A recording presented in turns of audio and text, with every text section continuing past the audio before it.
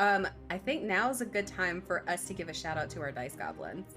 Hello, Dice Goblins. Hey. Hey everyone, my name is Jared, And I'm Autumn. and welcome to Coaches and Dragons. Coaches and Dragons. So, Autumn, when we talk about making a decision with a d20, what are we going to talk about today? We're going to talk about making decisions with a d20. Woo! Yeah, for those of you who don't know, we're assuming that for those folks who have played a role-playing game such as Dungeons and Dragons, you're well familiar with the d20.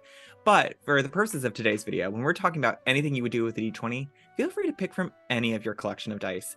Anyway, let's talk about the decisions you would actually use a d20 for. So what are the types of decisions that come to mind when you're thinking about, I'm going to use the dice to help me out? I use it for a lot of times when it's a decision between a couple of things. Most commonly, it would just be like whether it's picking like something below 10 or above 10 or even odd.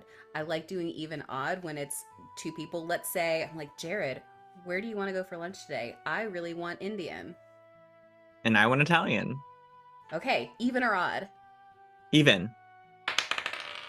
It's a 15. We're going to Indian. Good, because I actually really wanted Indian. So this actually confirms everything I wanted deep down. I just didn't want to tell you I wanted Indian.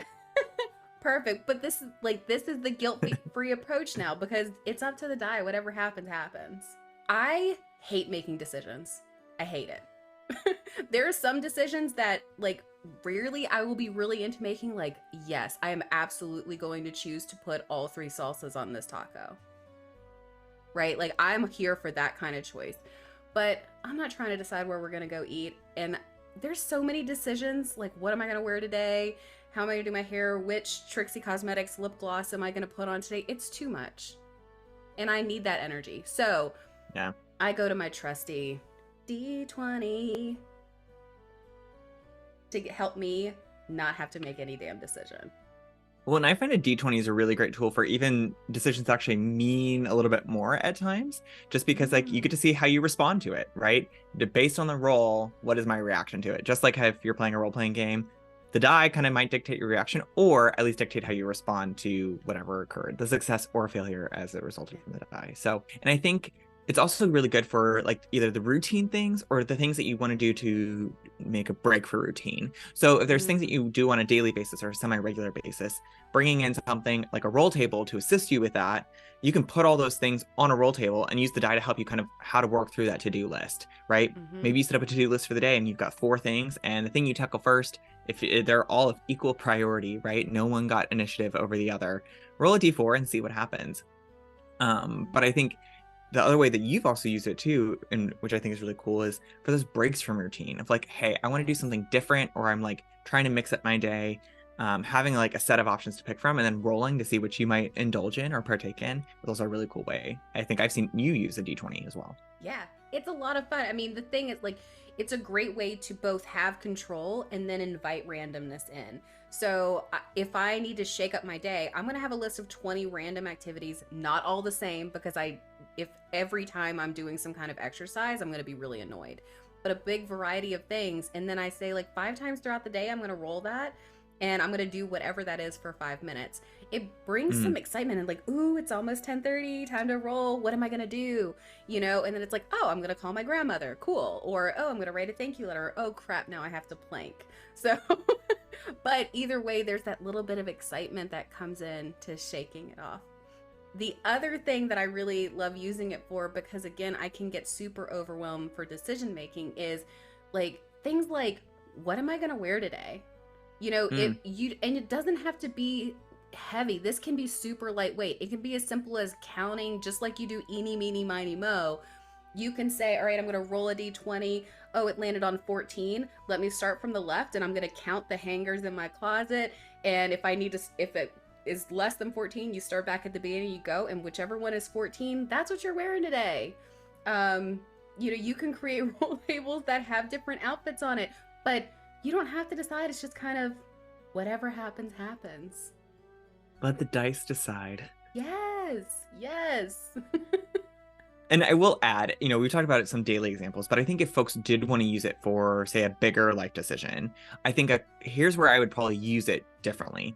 One, I think going back to what you said about we're really good at reacting to things, call it, right? If you're trying to decide between options A or B, do an evens, odds, highs, lows, however you want to divide it up, roll, and then see how your personal reaction to that response. Because I think oftentimes, it's that feeling of a coin flip of heads or tails, and then you get the result, and then you feel that sinking thing in your stomach of like, oh no, that's the wrong call. I know that's the wrong call.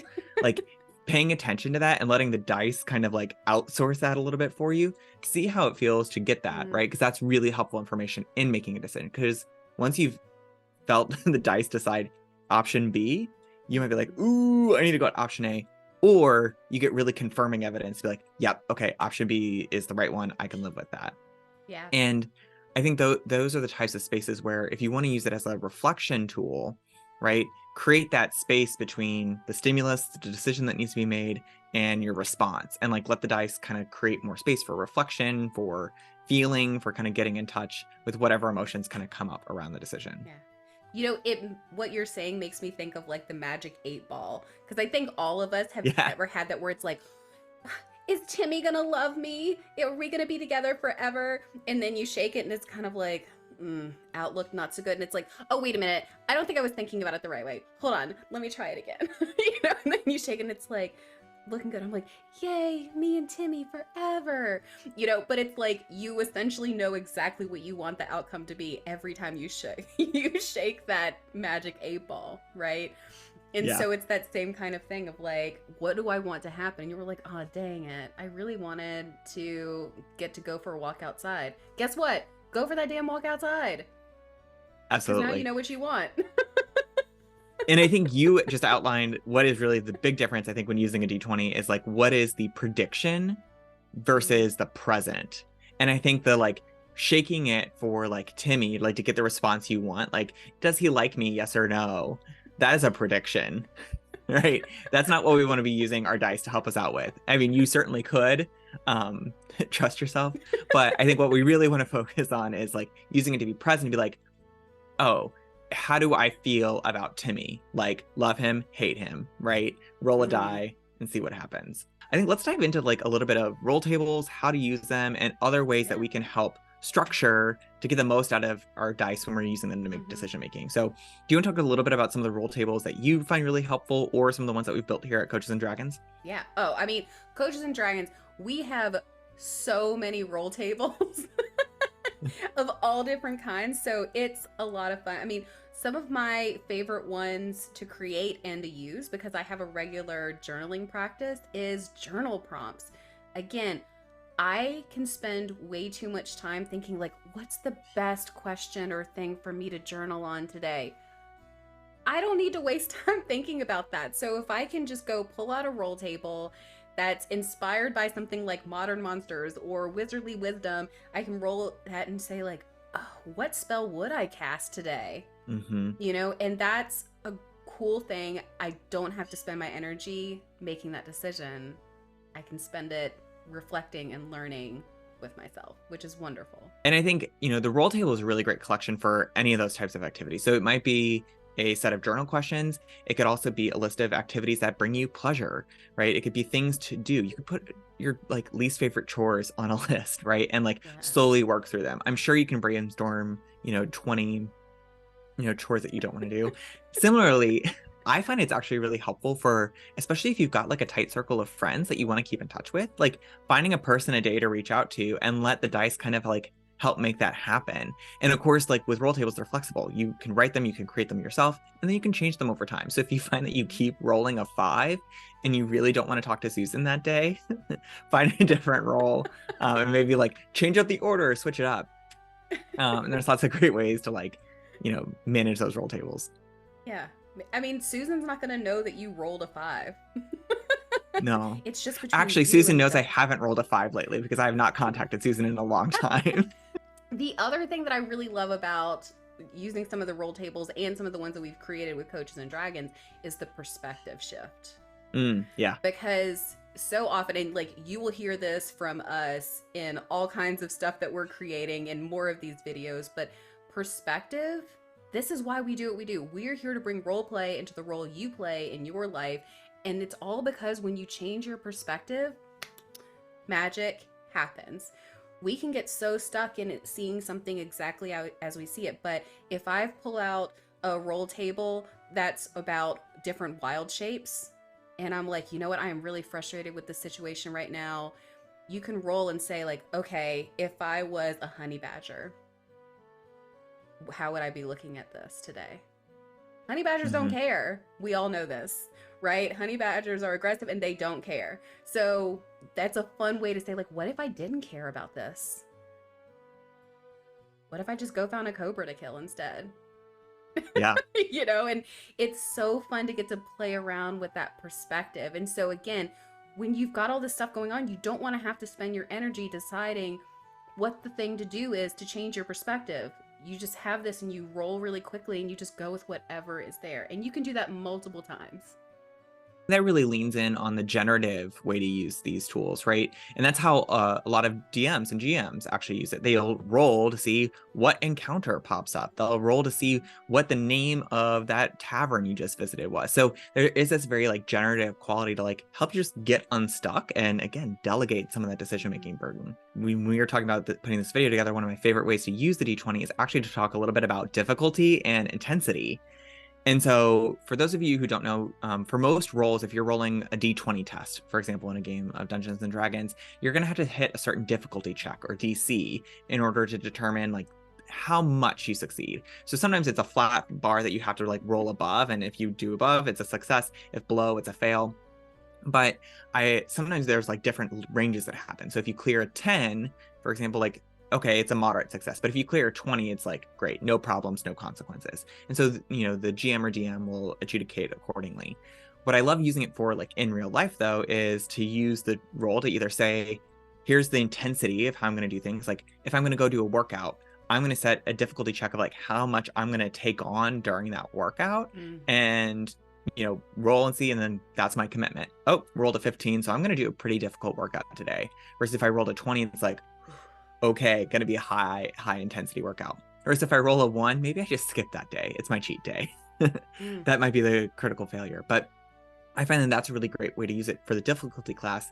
And then one that you and I talked about was actually letting the number decide that, like, I'm gonna use the workout example, the number of reps, the number of how much time you commit to the exercise, right? How much like effort you put into it. It might determine the distance of your walk, how many steps you're going to aim for that day. And I think, again, if we tie that idea back into this, you know, what is your intuition telling you in that moment? If I'm going in and rolling something and I roll and it's like, oh, I'm going to put in a low effort and I feel disappointed about that, you don't have to listen to your dice, people. Like, that's, you know, but like, listen to yourself. The dice are there to be helpful. And so if there's something and I roll that 3 and I'm like, oh man, I kind of wish that I rolled a 15 or a 16. That tells you really want to put in an effort and go for it. That's awesome. And likewise, if you roll high, but you were like, find yourself being like, please be a natural 1. Please be a natural 1. I want to do the worst job dusting possible. Again, that's like, this is not something I really want to be doing. And you can be using this to find the types of activities that fill you up and that drain you, because the things that you really want to be able to put that effort in are the things that you love doing. Yeah, I think the rule here is use it as a scaffold, not as a cage. Don't use it to lock and limit. Use it to like build and help you kind of like elevate whatever you're doing. It should always feel additive. The last example that I think, you know, we talked about too is and you mentioned it here, it's like if I'm feeling like, hey, not hitting this bar, the other great way, instead of actually rolling the dice, is to actually use the dice as a visualization tool. So again, if you played a role-playing game and you succeed on that roll, there has to be kind of a narration of what happens and what that success looks like and what might be the consequences of it. And I think this is where the dice become really helpful, you know, just to even outline a scale to say, what is the worst thing that could happen? What does a critical failure look like? What would, you know, happen if I made this decision and it was absolutely the wrong decision? And then what does a like natural success look like? What is that 20, the highest point in the die? Like you knocked it out of the park. And getting those kind of bookmarks, it makes it really helpful to one, reflect on how important is this decision. Like if the worst one is like, oh, actually there's nothing bad can really happen from it. It doesn't feel as consequential, then maybe it's not worth the extra stress and energy you're bringing to it versus, looking at the 20 can give you a really compelling vision of this is what I want to achieve. This is what I want to do. And depending on like, if you're looking on A or B, right, it might give you a better perspective. Like A has the much more compelling, like critical success. And I'm willing to go that way. And that's a really great way to use the tools, like not even to roll them, but just as a frame of reference to look at the decisions you're making and say, okay, this is where I want to go. That's the decision I want to make. I just had a super powerful yes and off of that too, Jared, because there's this thing of like natural ones tend to be some of the funniest moments of a D&D session. There's something about that of like taking that visual of the natural one and just being like, what if I rolled a natural one? And like, what is that kind of funny moment? What would that be like? Explain what happens. Again, bringing in that role play aspect. And I feel like it would be a really interesting way to not be as scared of that worst case scenario that I've created. A way to kind of bring a lightness to it. And again, shifting that perspective. How can I look at that natural one a little bit differently? I think that very much depends on like the headspace we're in too, right? When the stakes are high, those natural ones are heartbreaking, right? But I also trust our like natural resilience to be like, okay, if I realize natural one, like if I'm in a pretty decent headspace, my catastrophizing can make it sound really ridiculous. Like you would think that the world was absolutely ending, and it's like, well, no, a natural one is just like not getting ketchup on your hot dog. Oops. Another thing that I use D20s for is sometimes just figuring out quantity. So as an example, like if there's something that I'm not really in the mood to do, I might roll and say like, okay, I'm going to do it for 5 minutes or 11 minutes. And with like planking, I think is like a funny one that I laugh about. It's like, I'm not going to roll a D20 for planking because I'm not trying to plank for 20 minutes. Unless you happen to choose seconds, in which case 20 seconds might not be too bad. Yeah, so I didn't think about that.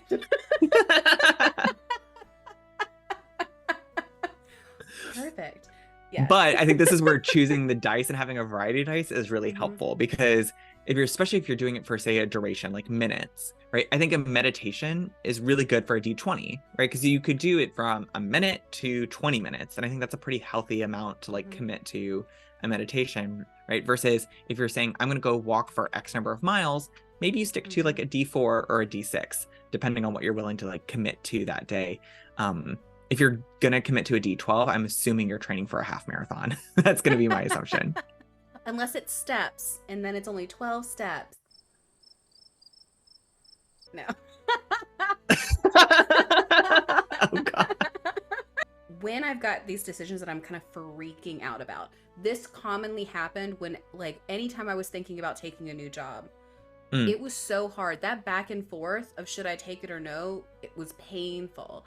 And so what I learned to do is to roll and say, like, let's say it gave me 11 minutes.